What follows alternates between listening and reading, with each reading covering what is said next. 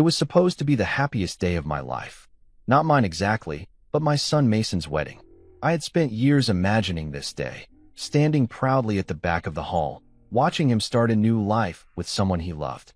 I'd pictured it 100 different ways. Maybe I'd cry a little, maybe I'd laugh a lot, maybe I'd just stand there and clap until my hands went numb. But nothing in all those daydreams prepared me for what I saw that afternoon. The ceremony was being held in a grand hotel ballroom downtown, the kind of place where the chandeliers sparkled like stars and the marble floors looked like they cost more than my old truck.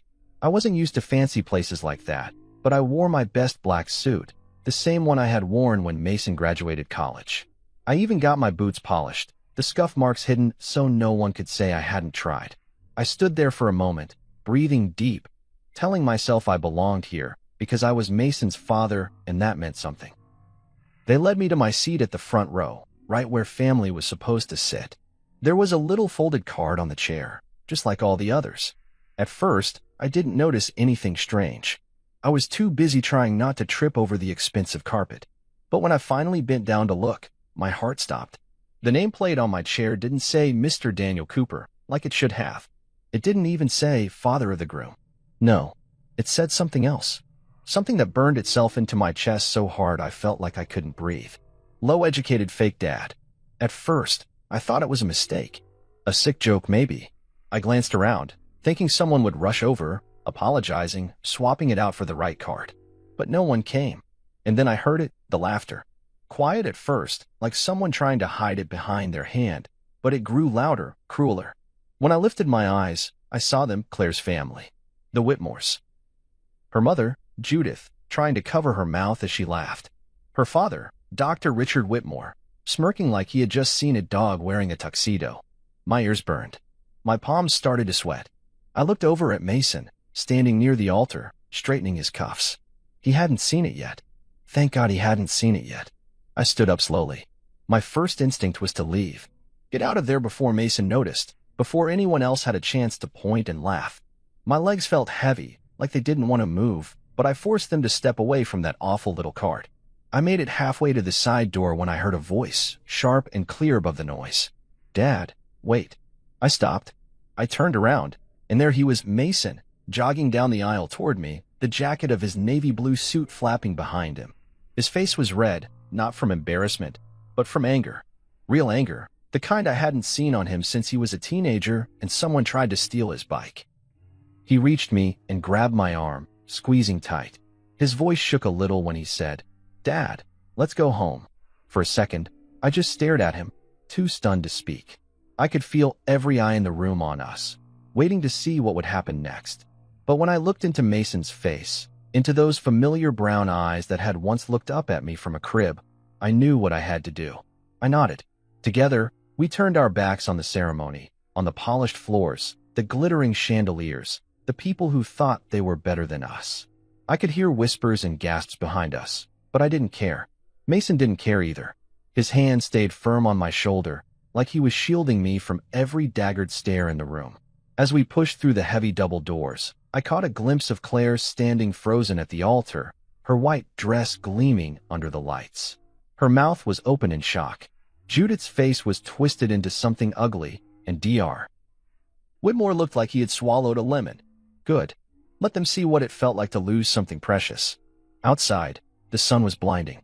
I blinked hard, trying to adjust. Mason walked a few steps ahead, his jaw clenched so tight I thought he might crack a tooth. We didn't say a word until we reached the parking lot. I fumbled with my keys for a second, hands still shaking, but Mason took them gently from me. I'll drive, Dad, he said. I got into the passenger seat like I was moving through water, heavy and slow. As Mason pulled out of the lot, I stared out the window, trying to gather my thoughts. I should have felt humiliated. I should have felt crushed. And part of me did. But there was another part, bigger and stronger, that felt something else entirely: pride. Mason could have ignored it. He could have let them laugh and carried on with his perfect little wedding. But he didn't. He chose me. He chose respect over appearances, loyalty over show. He chose love. We drove in silence for a long time, the city flashing by in blurs of glass and metal. My mind kept going back to that nameplate, the ugly black letters printed so neat and bold. Low-educated fake dad. That's how they saw me. Not as a man who had worked 2 jobs to keep the lights on.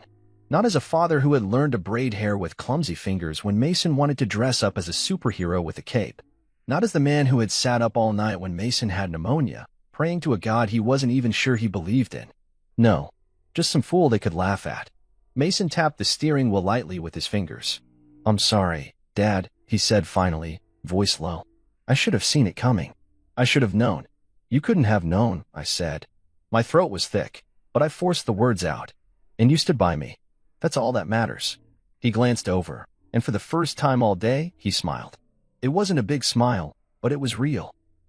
And it reminded me of all the other smiles over the years, the missing teeth grins, the sheepish teenage smirks, the proud graduation day beam. Smiles that belonged to the boy I had raised. We didn't go home right away. Instead, Mason pulled into the old diner on 4th Street, the one we used to go to after Little League games. It was nearly empty, just a few tired truckers and a waitress wiping down counters. We sat in a booth by the window. Mason ordered coffee. I ordered pie. We didn't talk much. We didn't need to. The world outside kept spinning. The Whitmores were probably scrambling to explain why the groom had abandoned the wedding. Maybe they were still laughing at me. Maybe they were cursing me. I didn't care. I had my son. I had the kind of love no degree could buy and no cruel words could tear down. For the first time that day, sitting in that old vinyl booth, I felt at peace. They could call me whatever they wanted. I knew who I was. I was his father, and that was enough. The drive home from the diner was quiet, but not heavy.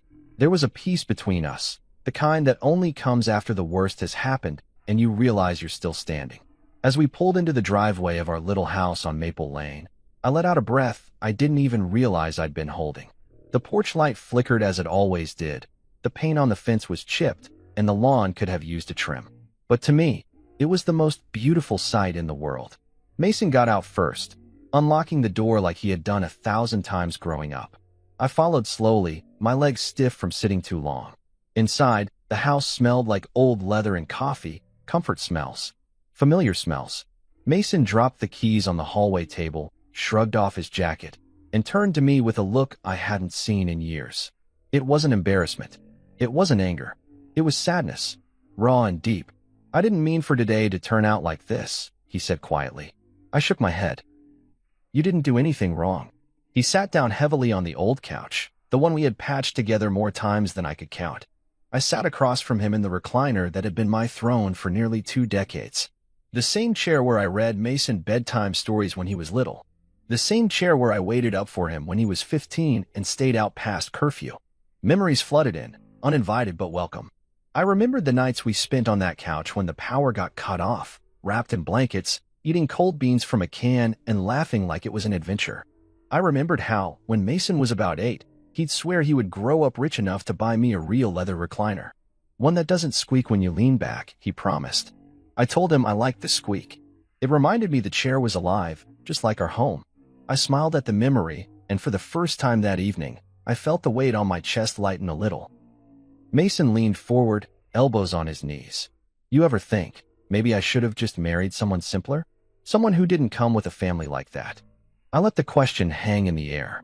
It wasn't my place to tell him who to love. Love wasn't about logic. It wasn't a checklist you could cross off neatly. It was messy, confusing, stubborn. I knew that better than most. Instead of answering right away, I stood up and wandered into the kitchen. I pulled 2 beers from the fridge, cheap ones, the kind we used to split on Saturday nights after working on the truck, and handed one to Mason. He accepted it with a small smile. "You loved her," I said finally, sinking back into my chair. "You don't get to choose where your heart goes. You just hope it's going somewhere good." Mason nodded slowly, staring at the floor. I thought Claire was different. I thought she loved me for who I was, not for how much I could impress her family. I took a sip of my beer. It was bitter, sharp, familiar. Maybe she did. But love isn't just words, son. It's actions. It's who stands beside you when everything falls apart. He looked up at me then, his eyes a little shinier than before. "You always stood by me. Always will." The clock on the wall ticked loudly. Somewhere outside, a dog barked and a car rumbled down the street. Life kept moving, even when your heart felt frozen in place. I thought back to the years that had led us here. All the moments that built the bond between us. Scraped knees and broken toys. Parent-teacher conferences where the teachers looked at me like I was a sideshow because I didn't use fancy words or wear pressed suits. Nights when Mason had the flu, and I slept on the floor beside his bed, just to be close if he needed me. Days when I barely had 2 nickels to rub together, but Mason still had lunch money in his pocket. I wasn't perfect. I made mistakes. Lost my temper sometimes. Missed a few school plays when I couldn't get off my shift. But I never missed the big things. Birthdays. Graduations. Every moment that mattered. And no matter what anyone said about my education or my bank account, no one could ever take that away from me. You remember, I said, leaning back with a creak, the time you broke your arm playing backyard football? Mason chuckled. Yeah, I thought you were going to kill me. I thought you were going to kill me, I said, laughing. You screamed so loud the neighbor came running with a baseball bat, thinking we were getting robbed. Mason laughed harder, the tension easing from his shoulders. You carried me 2 blocks to the truck. I was heavy back then. You were heavier because you wouldn't stop crying. We both laughed, the sound filling the small room like sunlight breaking through a storm. For a little while, we weren't the father and son who had just walked out of a ruined wedding. We were just 2 stubborn souls, bruised but unbroken, clinging to the one thing that had never let us down, each other. Later that night, after Mason went to bed in his old room, I sat out on the porch with another beer, watching the stars blink overhead. The air was cool, the kind that hinted at fall just around the corner. I rocked slowly in the porch chair, listening to the night sounds, crickets, the distant hum of traffic, the creak of the old wood beneath me. I thought about Claire's parents, about all their money, their degrees, their polished words. None of it had taught them kindness. None of it had taught them respect. They had everything a man could want, except the one thing that mattered most, heart. And maybe, just maybe, the world had a funny way of balancing things out. I didn't know then what would happen next. I didn't know about the news that would break the following morning, or how the very people who had laughed at me would find themselves the laughingstock of the town. But in that moment, sitting on my porch with the night wrapped around me like an old blanket, I knew one thing for certain. I had already won. I had raised a good man. And no insult, no nameplate, no cruel laughter could ever take that victory away. I took a long sip from the bottle and tipped my head back, smiling up at the stars. Let the world think what it wanted. I knew the truth. And so did my son. There's a certain kind of fight that lives deep inside you when you're a man who's had to claw his way through life with nothing but bare hands and stubbornness. I never planned on being a single father. Nobody plans for something like that. Laura and I thought we had forever. She was the smart one between us, the one with dreams bigger than our little town could hold. When she got sick, it felt like the world tilted sideways, and no matter how hard I tried to straighten it, it never really went back. After she passed, it was just me and Mason. I was 24 years old with a mortgage I couldn't afford, a toddler who cried for his mother every night, and a hole in my chest so wide I didn't think anything would ever fill it. People whispered about me back then. I could hear them in the grocery store when they thought I wasn't listening. Poor kid, he doesn't have a chance. Daniel Cooper's gonna mess that boy up. He should just give the kid to Laura's parents. They've got money, education, a proper home. Laura's parents, the Holloways, didn't waste any time. 2 weeks after the funeral, they showed up on my doorstep with a lawyer and a custody petition.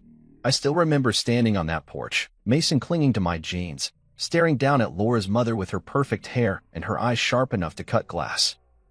She looked at me like I was something she found stuck to the bottom of her shoe. Be reasonable, Daniel, she said, like she was offering me a deal and not trying to steal my whole world away. You can't possibly raise him alone. He needs better. I didn't say much. Never been the type for fancy speeches. I just told them no. Simple as that. They didn't listen. Took me to court 3 times. Tried to paint me as unfit because I never finished high school, because I worked with my hands, because my house was small and my wallet was even smaller. I'll never forget the feeling of sitting in that courtroom, wearing the only tie I owned, listening to their lawyer talk about me like I wasn't even human, like I was just some obstacle standing between them and what they wanted. They had charts and expert witnesses and photographs. I had calloused hands, bloodshot eyes, and the desperate love of a man who had lost everything except his boy. It should have been a slaughter. On paper, I didn't stand a chance. But sometimes, God sends you an angel in the ugliest battles. Her name was Julianne Price, court-appointed attorney, barely out of law school. She looked like she should still be taking exams, not fighting battles in front of a judge. But she fought for me like I was her own blood. She dragged every dirty trick the Holloways tried into the light. She showed the court what they really cared about: control, not love. The day the judge ruled in my favor, Mason was curled up on my lap, playing with my work boots. I didn't even hear the first part of the decision. All I heard was the part that mattered. Full custody granted to Mr. Daniel Cooper. I broke down right there in the courtroom. Couldn't help it. Ugly, choking sobs that I tried to swallow but couldn't. Julian just patted my back awkwardly and said, "You earned this. Don't let anyone tell you different." I didn't. From that day forward, Mason was mine to raise, mine to protect. Every scraped knee, every spelling test, every Christmas morning when there was barely enough under the tree, but somehow it was still magical, I gave it to him with everything I had. Sometimes, late at night when he was little, I'd sit by his bed and just watch him breathe. I was so scared I would screw it all up. That somehow love wouldn't be enough. That maybe the Holloways were right and I wasn't good enough. But every morning when Mason woke up and grinned at me with that gap-toothed smile, I told myself I could figure it out. And I did. Not perfectly. Not by any parenting book standards. But by the only one that mattered: showing up, staying, loving without limits. As he got older, the world didn't get any kinder. Teachers who looked down their noses when I showed up to conferences in my oil-stained boots. Other parents who invited Mason to birthday parties but not me to barbecues. It hurt sometimes, more than I wanted to admit. But Mason never cared. He'd come home from school talking about the kids whose parents had PhDs or corner offices, and I'd brace myself for the day he'd start to wish he had someone better for a father. But it never came. Instead, he'd say things like, "Dad, you're the smartest guy I know. You can fix anything." And he meant it. Not because I could solve algebra problems or negotiate business deals, but because he trusted that when he needed me, I'd always be there. When Mason turned 15, I sat him down and told him about the court battle. Told him how close I came to losing him. I thought he deserved to know. I expected anger maybe, or sadness.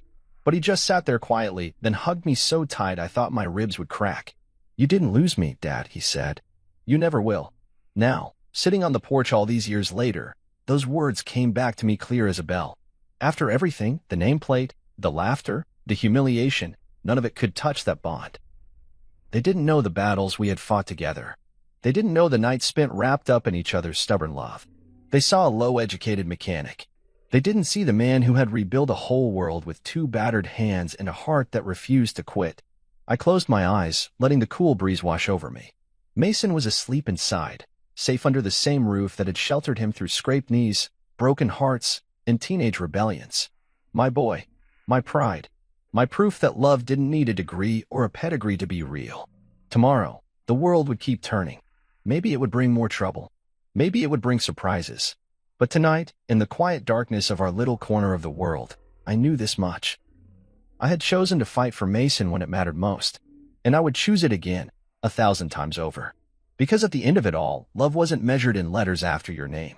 It was measured in the hands that picked you up when you fell. The arms that carried you home when you couldn't walk. The heart that never, not for a single moment, stopped believing you were worth it. And by that measure, I was the richest man alive. There's a certain pride that comes from building something with your own 2 hands, even when no one else sees it. Our life wasn't made of fine things, but it was real. Every crack in the wall, every squeaky step on the stairs, every mismatched plate in the kitchen cabinets, it all told a story. A story of surviving. Of laughing when there wasn't much to laugh about. Of building a life that was ours.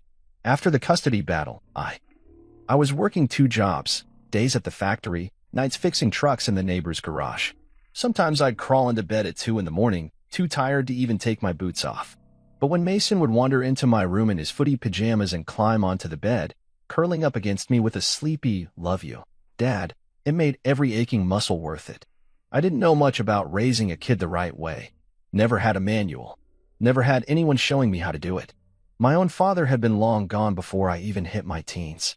It was just me, guessing half the time, learning as I went. When Mason had colic and screamed for hours, I paced the floors of our little living room, singing off-key lullabies until he finally slept. When he got older and asked why his mom wasn't here like other kids' moms, I sat him down and told him the truth the only way I knew how, gentle and simple. "She loved you more than anything," I said once, rubbing his back as he blinked up at me with tearful eyes. "And she's watching you every day. You're her best thing." He believed me. And maybe, in some ways, That belief kept both of us going. Money was tight in those years. Real tight. There were days when I skipped dinner just to make sure Mason had enough on his plate. Nights when the electricity company threatened to shut us off. I learned how to stretch $1 so far it could snap. Hand-me-down clothes, used toys from the thrift store, school supplies bought late when they were on clearance. But you know something funny? Mason never once complained. Not when he had to wear sneakers with duct tape on the toes. Not when Christmas meant just one present under the tree. Not when his friends had video games and new bikes and he made do with a football we patched up with shoe glue. Instead, he made me proud in ways I can't even explain. He worked hard at school. He was kind. He helped neighbors rake leaves and shovel snow without being asked. And every time he ran home, sweaty and muddy from playing outside, shouting "Dad," guess what? Like I was the only person in the world he wanted to tell, I knew we were doing just fine. We didn't have a big backyard, but we had enough space for a beat-up old grill and 2 lawn chairs. Every summer, I'd save up for a small camping trip, just me and Mason and a tent that leaked when it rained. We'd fish in muddy rivers, roast marshmallows until they caught fire, and tell ghost stories that made us both laugh too hard to be scared. Those weekends were messy, cheap, and perfect. One night, Mason must have been about 10, we lay under the stars, staring up at the sky. He rolled onto his side and looked at me with a seriousness that didn't match his missing front teeth. "Are we poor, Dad?" he asked. The question hit harder than any punch. I wanted to lie, wanted to tell him we were just like everyone else. But I didn't want to build our life on lies. I thought about it for a second, then said, "We don't have a lot of money, but we're rich in the stuff that matters." He frowned, confused. "Like what?" "Like love. Like laughs. Like always having someone who's got your back." He nodded thoughtfully, like he was storing that answer away somewhere deep inside him. Then he grinned, crooked and full of life. "Then we're the richest people ever." I laughed so hard that night I scared off half the wildlife in the woods. Time kept moving forward, faster than I liked. Mason grew taller, sharper, smarter. He never made me feel small for not knowing the things he was learning in school. Instead, he came home and patiently taught me about algebra, history, and science experiments that half the time ended with the kitchen smelling like burnt sugar. When he made it into college, full scholarship, no less. I stood in the driveway the day he left, pretending I wasn't wiping my eyes on my sleeve. He hugged me so tight my ribs ached. "I'll make you proud, Dad," he whispered. "You already have," I choked out. The house felt empty without him, but I kept busy. Fixed up an old motorcycle I'd been meaning to get running for years. Started volunteering at the local youth center, teaching kids how to work on engines. It felt good to give back a little, to pass on what I knew. Every Sunday, like clockwork, Mason would call. Sometimes from his dorm room, sometimes from the library, once from a rainy street corner because his umbrella broke and he wanted to tell me he aced his chemistry exam. No matter how busy he got, he never forgot where he came from. And then, years later, came the day he called me with shaking excitement in his voice. "Dad," he said, breathless, "I met someone. Claire." At first, I was just happy he was happy. She sounded nice, polite, sweet. Maybe a little polished around the edges, but love smooths out the rough spots, right? I didn't think much of it when Mason said her parents were a little formal. Thought maybe they'd warm up once they got to know us. I didn't realize then how much they saw people like me as invisible, as less than, as something to be tolerated at best and humiliated at worst. Maybe I should have seen it coming. But love has a way of making you believe in the best, even when the warning signs are flashing. Still, no matter what happened at that fancy wedding, no matter what bitter laughter tried to rewrite our story, it couldn't erase the life we built together. A life made of hard work and harder love. A life built with calloused hands, stubborn hearts, and the kind of bond that mockery couldn't even scratch. I sat back in my chair that night, listening to Mason's soft breathing through the thin walls of the house, and smiled. They thought they could measure a man by the clothes he wore or the school he graduated from. They had no idea how rich we really were. Growing up, Mason never made me feel like he was embarrassed of me. Not once. Even when the other kids bragged about what their parents did, lawyers, doctors, business owners, Mason would puff out his chest and tell anyone who listened, "My dad can fix anything." He said it like it was the most important job in the world. And to him, maybe it was. When he got older, I worried it would change. That teenage years and peer pressure would make him see the dirt under my nails or the grease stains on my jeans as something shameful. I braced myself for it, honestly. Waiting for the day, he'd stop inviting me to career days or start hesitating when people asked what his dad did for a living. But that day never came. Instead, I remember the time his high school held a career fair. Kids brought in their parents to talk about what they did. There were engineers and architects and professors with big titles and fancier words than I could follow. I almost told Mason he should pick someone else to stand beside him that day. I didn't want to embarrass him, but he wouldn't hear it. "You're coming, Dad," he said firmly. "You're the smartest man I know." So I went. Wore my best pair of jeans, a clean work shirt, even combed my hair back like Mason used to when he played dress-up as a kid. I stood next to him while he introduced me to his classmates and teachers. "This is my dad," he said, proud as anything. "He's a mechanic. He can fix cars, trucks, lawnmowers, anything with an engine. He even built a go-kart for me from scratch when I was 10. The kids' faces lit up. Some teachers smiled politely, but a few genuinely looked impressed when Mason told them about how we used scrap parts and still made that little go-kart run like a dream. Driving home that night, Mason leaned over and said, "Some dads wear suits, but mine can build things with his hands. That's way cooler." I don't think he realized what that meant to me. Maybe he never will. Even when he left for college, surrounded by kids from rich families with polished backgrounds, he never stopped being proud of where he came from. He'd send pictures of him in his dorm room, grinning like a fool, a poster of a classic Mustang behind him, a car we had rebuilt together one long, greasy summer. Once, during his second year, he brought a few friends home over break. I worried what they'd think of our small house, the cracked driveway, the second-hand furniture. But Mason acted like it was a palace.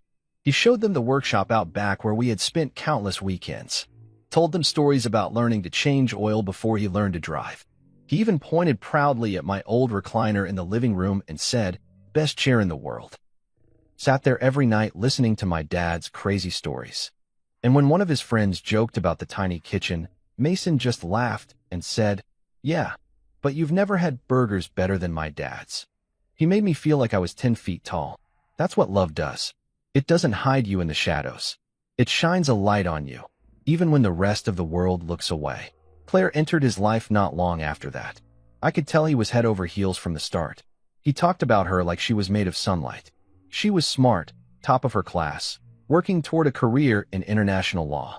Mason couldn't stop grinning whenever he mentioned her. The first time we met, she was polite, a little stiff maybe, but kind enough. I chalked it up to nerves. Not everyone knows what to say to a man who makes his living elbow-deep in engines. Her smile was tight, her words careful, like she was afraid to step in oil just by standing next to me. But Mason looked at her like she hung the moon, and that was enough for me. It wasn't until later, at family gatherings and dinners, that I noticed the small cracks. The way her parents would talk over me at the table, using words meant to confuse or belittle. The way Claire would sometimes wince when I mentioned work, like I had said something uncivilized. The way she introduced me to her friends once, not as Mason's dad, but as the man who fixed our car. Still, I told myself it didn't matter. Maybe I wasn't their kind of people. Maybe they just needed time. Maybe love could smooth it over the way it always had before. But now, looking back after what happened at the wedding, I realize love alone isn't always enough to bridge certain gaps, especially the kind built from pride and prejudice. I remember one particular conversation with Mason about 6 months before the wedding.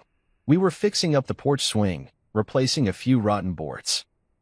He was hammering away while I held the new slat steady. "You think Claire's parents like me?" he asked, out of nowhere. I shrugged, careful with my words. "They don't know you like I do. Give it time." He nodded, but the furrow between his eyebrows stayed. "Sometimes I think they see me as."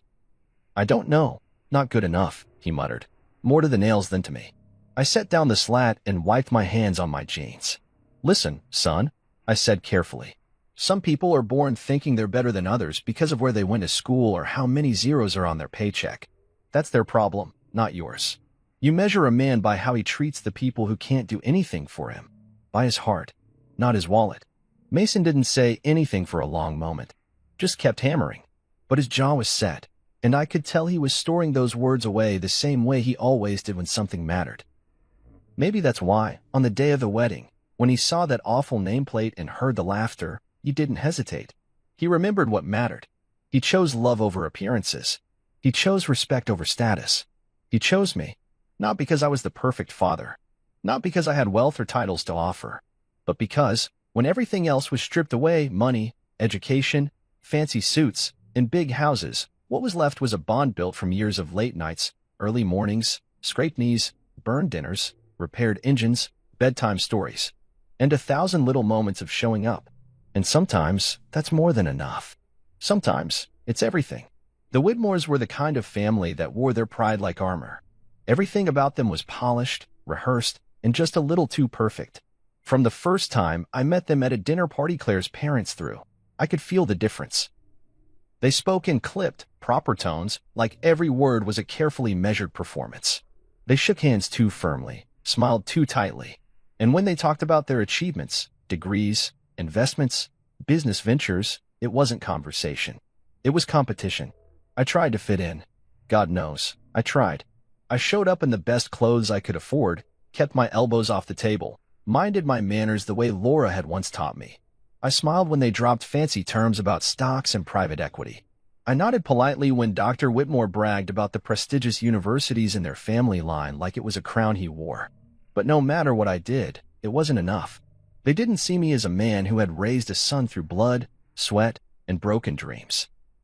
They didn't see the father who had stayed up for days to nurse a sick boy back to health, who had learned how to braid hair for school plays, who had taught a child how to ride a bike by running behind him for hours even though his legs screamed with pain. They didn't see love. They saw dirt under my nails and a high school dropout. They saw someone they couldn't parade in their cocktail parties or drop into conversations with their ivory tower friends. Still, I held my tongue. For Mason's sake. I smiled when they talked down to me, laughed when they made jokes that stung, and swallowed my pride like a bitter pill. Because Mason was happy. Because I believed, foolishly maybe, that marriage would build bridges where words had failed. In the weeks leading up to the wedding, there were signs. Small ones. Claire gently suggesting I get a new suit, something more appropriate for the venue. Judith Whitmore offering to arrange a speech coach if I wanted to say a few words at the reception, said with a syrupy sweetness that barely hid the insult. Dr. Whitmore sending me an etiquette book in the mail with a note. A little light reading before the big day. I could have gotten angry. Lord knows, a younger version of me might have thrown those words right back at them. But years of raising Mason had taught me patience. Taught me to pick my battles. I wasn't about to cause a scene and embarrass Mason at his own wedding. So, I tucked my hurt deep inside. I smiled through tight teeth. I told myself that one day, when Mason had a family of his own, when he held his own child in his arms, he'd understand that sometimes love meant swallowing your pride so your kids could have their day. I wore the new suit. Stiff and uncomfortable, it felt like a costume instead of clothing. I practiced my manners. I sat quietly through endless dinners where they discussed vacations I could never afford and schools I could never dream of entering. I endured it all. For Mason, the morning of the wedding, I woke early. Too early. I made a pot of coffee and sat at the kitchen table, staring out the window at the sunrise.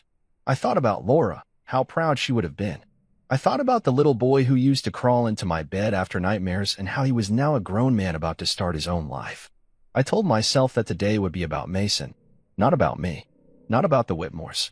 I tucked my hands into the pockets of my new suit and whispered to the empty kitchen, "You did good, Laura. We did good." I drove to the venue with my heart in my throat. The ballroom was grander than I had imagined. Glittering chandeliers, gold-trimmed walls, music floating through the air like perfume. Guests in tuxedos and silk dresses floated around like it was some kind of royal ball. I felt like a bull that had wandered into a china shop. Still, I smiled. I shook hands. I let Judith kiss my cheek and pretended not to notice the way she immediately wiped her hand on her dress. I even laughed at Dr. Whitmore's jokes, even though every word dripped with condescension. Then came the moment that shattered it all. I walked to my assigned seat, trying to ignore the sideways glances, the whispers. When I bent down to read the nameplate on my chair, it felt like someone punched the air right out of my chest. Low-educated fake dad. I stared at it, blinking, hoping it would change if I looked long enough. But it didn't. The letters were crisp, deliberate, cruel. The laughter started softly. A titter here, a snicker there. Then it grew. Ugly. Mean. Judith covering her mouth with her hand, but failing to hide the sparkle in her eyes. Dr. Whitmore shaking his head in mock sympathy. I wanted to disappear. Wanted to sink into the marble floor and never be seen again. But before I could move, before the humiliation could finish crushing me, Mason's voice cut through the noise. Dad. I turned. He was standing at the altar, halfway to me, eyes blazing. Let's go home. Without hesitation, he crossed the room, took my arm, and together we walked out. Past the whispers. Past the gasps. Past the perfect people in their perfect clothes with their perfect lives. Claire didn't follow. Judith didn't call out. Dr. Whitmore didn't move. They let us go like we were the ones unworthy. Outside, the sun was blinding. Mason held the car door open for me like he had 100 times before when he was a boy pretending to be a chauffeur. I slid into the passenger seat, my heart too full to speak. He drove in silence for a while, hands tight on the steering wheel. I'm sorry, Dad, he said finally, voice rough. I should have seen it sooner. I shook my head. You saw it when it mattered. At a red light, he turned to me. I don't care about degrees or bank accounts or any of that crap. You're my father. You're my family. Tears burned my eyes, but I blinked them away. That day, I realized something important. Family isn't built in ballrooms or sealed with degrees. It's built in the trenches, one scraped knee, one missed meal, one whispered bedtime story at a time. They could keep their chandeliers and champagne. I had something they would never understand. I had my son's loyalty, and nothing in the world could make me richer than that. The morning after Mason's wedding, that wasn't. I woke up before the sun. I couldn't sleep, no matter how tired I was. My mind kept replaying everything from the night before. The mocking laughter, that awful nameplate, the heavy silence as we left the ballroom. I sat on the porch with a mug of coffee that had gone cold in my hands, staring out into the gray light of dawn. The world was still turning. Birds were singing. Somewhere across town, people were waking up to their ordinary lives. But for me, something fundamental had shifted. I wasn't angry, not exactly. I was past anger. What I felt now was something deeper, heavier. A sadness for the way people could twist love into something cruel. I wondered what would happen now. Mason hadn't said much after we got home last night. Just sat on the couch for a long time, staring at nothing. He finally fell asleep sitting up, head tilted against the wall like he had when he was a kid riding in the back seat after a long day. I didn't wake him. I just covered him with a blanket and sat nearby, keeping watch like I always had. I was sipping my second cup of coffee when I heard the rumble of an engine pulling up. I squinted down the driveway and saw Mason's old pickup rolling in, a little battered, a little dusty. It was Theo, his best friend since high school. Theo hopped out, still in his mechanic's uniform, and jogged up to the porch. You seen the news? He asked, panting like he had run the whole way. I frowned. News. Theo shoved his phone at me, the screen already lit up with headlines. Whitmo. I stared at it, unblinking. Below the headline was a photo of Claire's father, Dr. Whitmore, looking grim as reporters crowded around him. Another article headline flashed below it. Sources claim family fortune at risk as authorities move in. My first reaction wasn't joy. It wasn't even satisfaction. It was shock. Theo kept talking, excitement tumbling out of him. Someone leaked a bunch of documents last night, emails, bank statements, internal memos. It's everywhere. The SEC's involved. They're saying Whitmore Industries has been cooking their books for years. I set the phone down slowly. My heart was pounding, but my mind felt strangely calm. Was it karma? Was it justice? I didn't know. All I knew was that the very people who had laughed at me, who had called me a fake, who had tried to make me feel small, they were crumbling under the weight of their own lies. I heard footsteps behind me and turned to see Mason standing in the doorway, hair sticking up in all directions, blanket still wrapped around his shoulders. What's going on? He mumbled. I exchanged a look with Theo, then handed Mason the phone. He read the headlines, his eyes widening with every word. For a long moment, he said nothing, just stared at the screen like it was written in a language he didn't understand.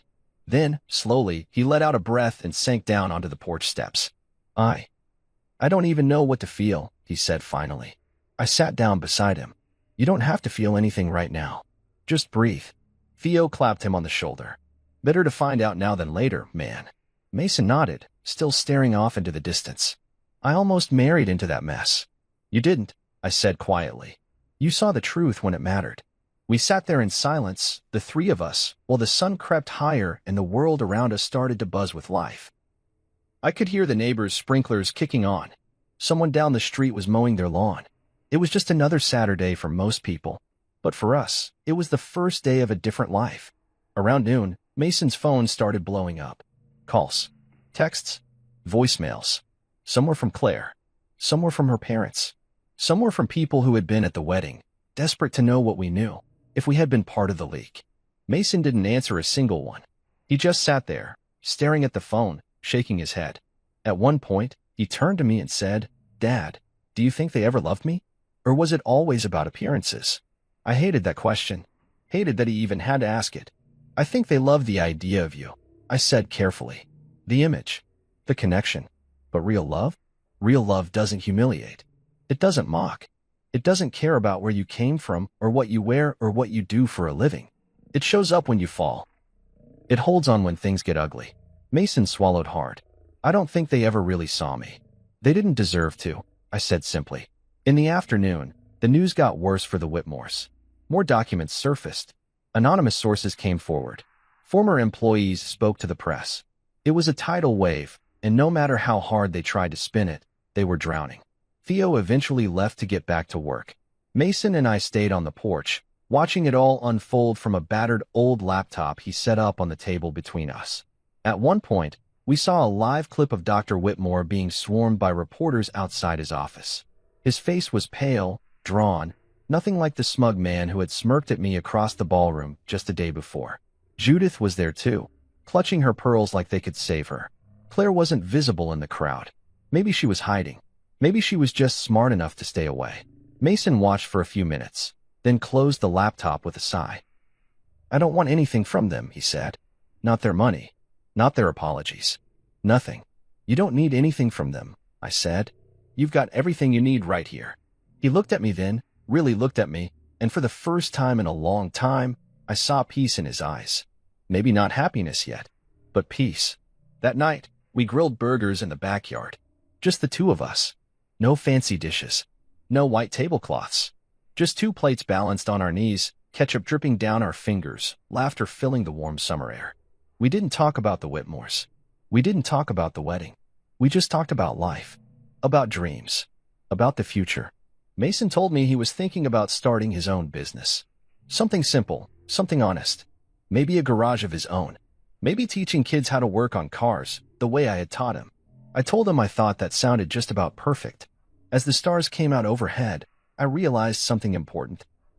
The storm had passed, and even though the world had tried to tear us down, even though the laughter still echoed faintly in the back of my mind, it didn't matter anymore. We were still standing, still together, still undefeated. The next few days passed like a blur, but underneath it all, something kept pulling at me. A memory. A secret that I had tucked away so tightly even Mason didn't know about it. It started years ago, after Laura passed. Right around the time I won custody of Mason. I didn't have much, an old house, an older truck, a few $1,000s Laura's life insurance had left behind. It wasn't enough to live comfortably. Not by a long shot. But it was something, and I knew I had to make it count. One afternoon, when Mason was still in diapers, I walked into a community center that offered free financial advice for low-income families.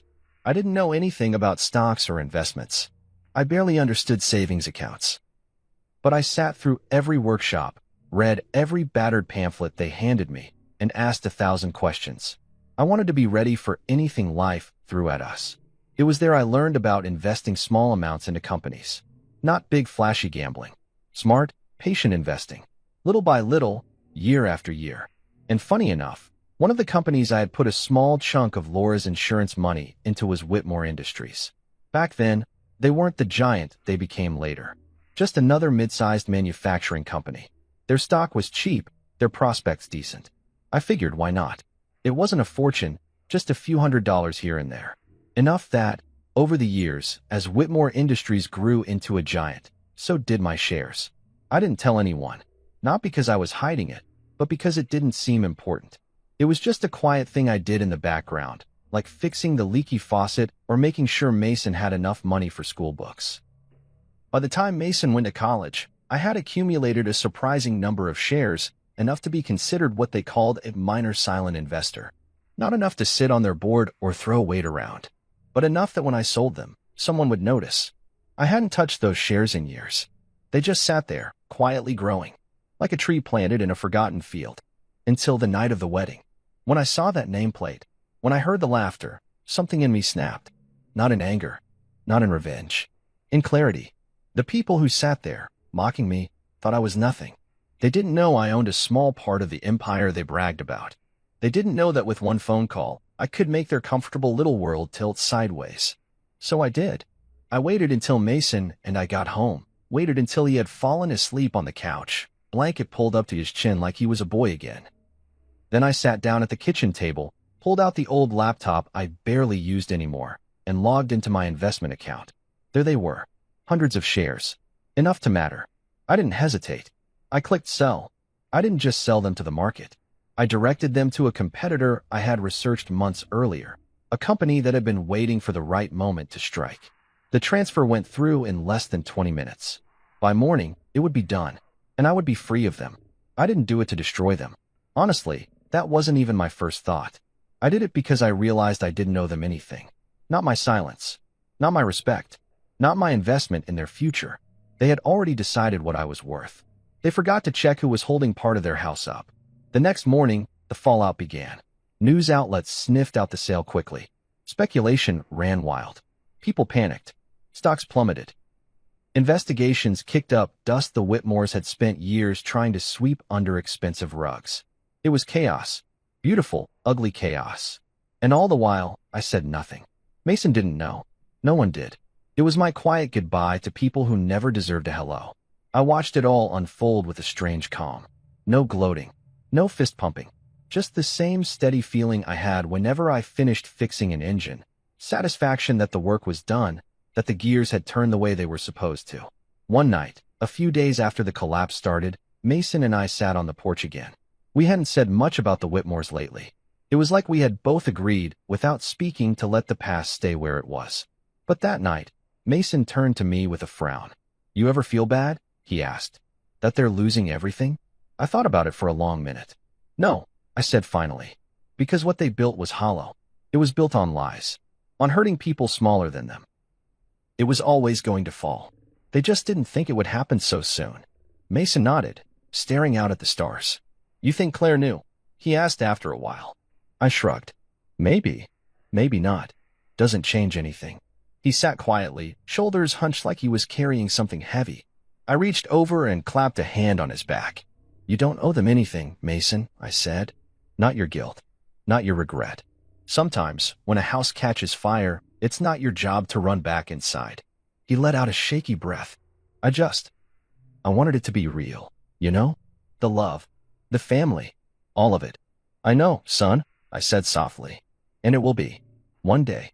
With someone who doesn't need to measure your worth before they decide to love you." We sat in silence after that. Comfortable. Steady. Like two stones in a river, weathered but unmovable. Inside the house, the old clock ticked on. The world turned. And for the first time in a long time, I felt like we were exactly where we were supposed to be. A week later, I officially closed my investment account. Sold off the rest of the small pieces I'd gathered over the years. I didn't need them anymore. Didn't need the security blanket. We had something better. We had each other. And we had freedom. Sometimes, it's the unseen hands that shape the world the most. The ones nobody notices. The ones the rich and powerful laugh at, dismiss, or forget. Until those hands quietly let go. And everything they thought was unshakable starts to fall. I didn't need their approval. I didn't need their apology. I didn't even need them to know it was me. The only thing I needed was already sitting beside me on that porch. A son who had chosen me. And a life that no amount of money could ever replace. Life has a way of surprising you when you least expect it. After everything that happened. The wedding disaster, the collapse of Whitmore Industries, the endless stream of news articles painting Claire's family in a new, uglier light, I thought Mason might be broken for a long time. Thought he might wall himself off, become hard and bitter like some men do after betrayal. But that's not the kind of man Mason was raised to be. Slowly, like the first stubborn buds pushing through frozen soil, he started to heal. It began with small things. He got up early again, started fixing things around the house without being asked, changed the oil in the truck, painted the porch railing. Little tasks that might have seemed meaningless to someone else but meant the world to me. They meant he was choosing life over anger, movement over bitterness. One morning, I found him sitting at the kitchen table with a pile of notebooks and a laptop spread out in front of him. "What's all this?" I asked, pouring myself a coffee. He looked up, his eyes brighter than I'd seen them in weeks. I'm thinking about starting my own garage, Dad. I blinked. Your own business? He nodded. Not just repairs. Teaching too. Classes for high school kids who want to learn a trade. Apprenticeships. Real work with real skills. Pride surged so fast in my chest it almost knocked me over. That's a damn good idea, son, I said, smiling so wide my cheeks hurt. He grinned back, a little sheepishly. Figured it was about time I started building something real. Something that matters. Over the next few weeks, Mason threw himself into planning. He found an old building on the edge of town, an abandoned mechanic's shop with cracked windows and a roof that needed fixing. It was a mess, but it had good bones, just like Mason. Strong, steady, built to last. I helped him every step of the way. We patched drywall, replaced broken tiles, cleaned out years of dust and grime. Some nights we worked until midnight, covered in paint and sweat, laughing about how sore we'd be in the morning. But there was joy in the work, a kind of sacred satisfaction that money couldn't buy. And somewhere along the way, something even better happened. Mason met Leah. It wasn't some grand movie moment with fireworks and slow motion running across a field. It was simpler than that. Realer. She worked at the hardware store where Mason and I made what felt like 100 trips every week. Short woman, big brown eyes, calluses on her hands from working the floor. No makeup, no airs. Just a bright laugh and a way of talking that made you feel like you mattered. I saw it happen almost in slow motion. One afternoon, Mason was arguing with the clerk about the difference between two brands of sealant when Leah stepped in, patiently explained the difference, and gave Mason a smile that turned him into a stammering fool. That night, he couldn't stop talking about her. She's smart, Dad, he said, practically glowing. She knows more about tools than I do. I just smiled and said, sounds like you finally met your match. It didn't take long. A few coffee dates turned into dinners. Dinners turned into long walks through the park. Long walks turned into nights when Mason came home humming under his breath like a man with a brand new song in his heart. He brought her over to dinner a month later. I made my famous burgers on the grill, and we ate out back under the stars. Leah fit right in, laughing at our terrible jokes, teasing Mason about how he still couldn't remember the difference between a Phillips and a flathead screwdriver. But what struck me most was how she looked at him. Not like he was surprised to be one. Not like he was a stepping stone to a better life. She looked at him like he was already enough. And for a man who had spent too many months questioning his worth, that look was everything. Later that night, after Leah had gone home and Mason and I were cleaning up, he turned to me, shy and serious. I think she's the one, Dad. I clapped a hand on his shoulder. You'll know. When the time's right, you'll know. And he did. 3 months later, Mason proposed. Nothing fancy. No flash mobs or choreographed dances. Just a quiet evening in the little shop he was still fixing up, kneeling on one dusty knee with a simple ring and a heart full of hope. Leah said yes before he even finished the question. The wedding was a small affair. Backyard, under the old oak tree that Mason used to climb as a boy. Close friends, a few neighbors, Theo as the best man. No fancy nameplates. No marble halls. No one cared about degrees or income brackets. All that mattered was the laughter that filled the air and the tears that filled my eyes as I watched my son marry a woman who saw him for everything he was and nothing he wasn't. When they exchanged vows, Mason didn't talk about wealth or appearances. He talked about loyalty, about late nights fixing broken things together, about love built through work and patience and stubborn hope. When it was over and Mason and Leah danced barefoot in the grass, I sat back in a lawn chair, a cold beer in my hand, and felt a peace deeper than any I'd ever known. We had come full circle, from a courtroom where I fought to keep my son, to a ballroom where they tried to laugh me away, to a backyard where real love finally stood tall and proud. Later that night, Mason found me sitting on the porch steps, watching the stars. He dropped down beside me, still in his wedding clothes, tie loose, hair a mess from all the dancing. Thanks for everything, Dad, he said quietly. You did this yourself, son, I replied. You built this life. You chose it. He shook his head. I wouldn't have known how to choose it if you hadn't shown me first. For a long moment, neither of us said anything. Just sat there, shoulder to shoulder, the night wrapping around us like a blanket. And I realized something. The battles I had fought, the humiliation, the sacrifices, the loneliness, they had all been worth it. Every scraped knuckle, every sleepless night, every whispered prayer when I didn't know how we were going to make it. Because they led to this, to a son who knew what real love looked like. and a life richer than any fortune could buy. Sometimes I sit on the porch in the evenings, a cold drink in my hand, watching the sunset bleed across the sky. I rock slowly in my old chair, the wood creaking under my weight, and I think about the life I built, not with bricks or blueprints, but with hands that stayed steady when the storms came. I watch Mason through the open window, inside the house he helped rebuild with Leah. Their twins, Lily and Jack, tumble across the living room floor, a blur of giggles and tiny socked feet. Leah chases them, laughing breathlessly, while Mason pretends to be a growling bear, crawling after them on all fours. Their home is simple, like mine always was. No grand chandeliers, no marble floors. Just a place built with love, patched with patience, and filled with a laughter so real it hums in your bones. Every so often, Mason glances out the window at me, grins, and waves. I wave back, feeling something settle deep inside me, something stronger than pride, deeper than satisfaction. Peace. Years ago, when Claire's family tried to shame me at that wedding, I thought maybe they had stolen something from me. Maybe they had left a mark that would never heal. But now, looking at the life Mason and Leah have made, I realize the truth. They didn't steal anything. They only revealed what had been strong all along. Family isn't measured by titles, or wealth, or the kind of degrees you hang on the wall. It's measured by who shows up, who stays, who loves you when loving you isn't fashionable. It's measured by scraped knees kissed better, by broken hearts patiently mended, by old trucks kept running longer than they should. It's measured by two tired hands that built a life out of nothing but grit and a whole lot of stubborn hope. I lean back in the chair and close my eyes for a moment, letting the evening breeze brush against my face. I think about Laura, about the promises we made when we were young and reckless and thought we had all the time in the world. I like to believe she's still watching, somewhere beyond the clouds, smiling at the life we carved out of heartbreak and hard days. I imagine her sitting beside me now, laughing that soft laugh she always had, reaching over to squeeze my. You both did good.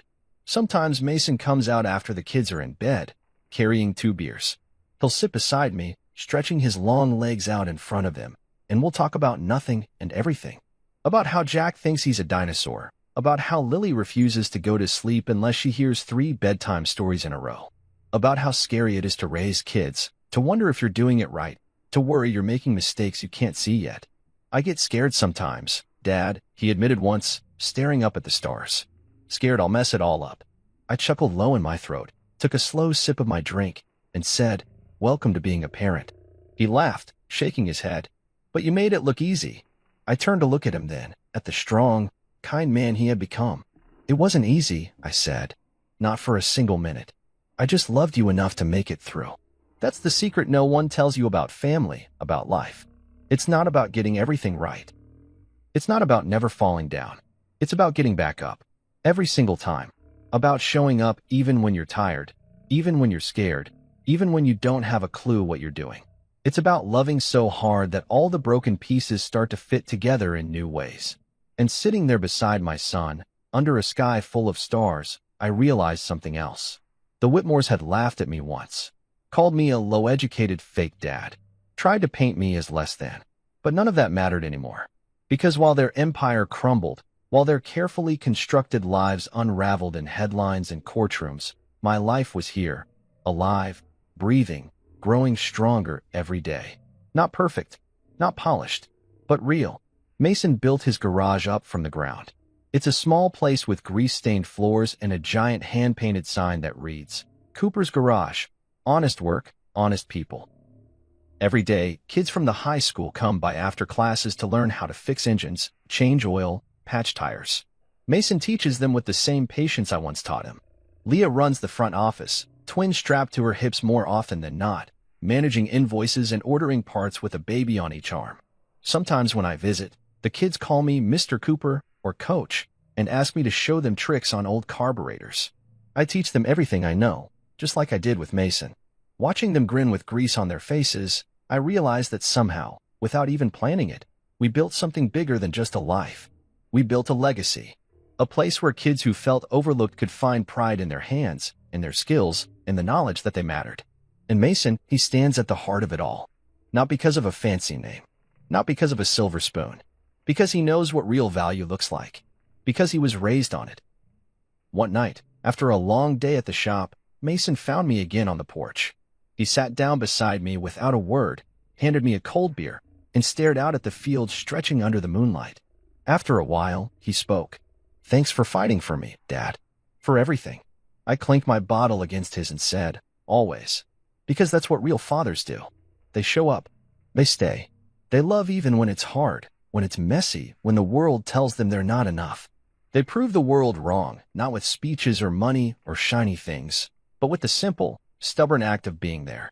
And tonight, as I sit here rocking under the wide-open sky, I know that no matter what the world tried to say about me, I was never a fake father. I was never low anything. I was a real man, a real father, and I had built a life that no laughter, no cruelty, no nameplate could ever erase.